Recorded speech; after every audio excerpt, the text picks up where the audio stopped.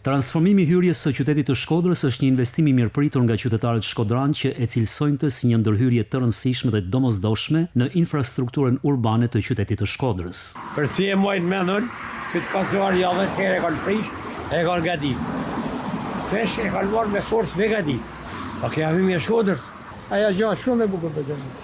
Bravi që është ai si Japonisë dhe që të urban. Unë jam shumë i kënaqur si pa bëhet i kem rregullim. Duhet më bë inshallah sa më parë.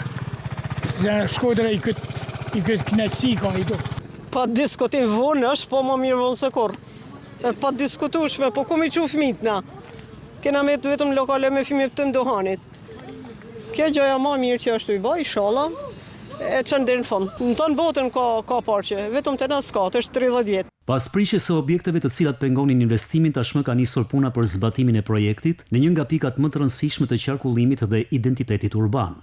Projekti përfshin zgjerimin e rrugës hyrëse dhe rikonstruksionin e trotuareve, krijimin e hapësirave të gjelbra me pemë dekorative, vendosjen e ndriçimit modern dhe të sinjalistikës rrugore, këndë lojrash për fëmijë dhe zona çlodhjeje për familjarët. Ky projekt është pjesë e vizionit të Bashkisë Shkodër për të rritur cilësinë e jetës urbane dhe për ta bërë qytetin më të aksesueshëm, më të gjelbër dhe më të denjë për banorët dhe vizitorët e tij.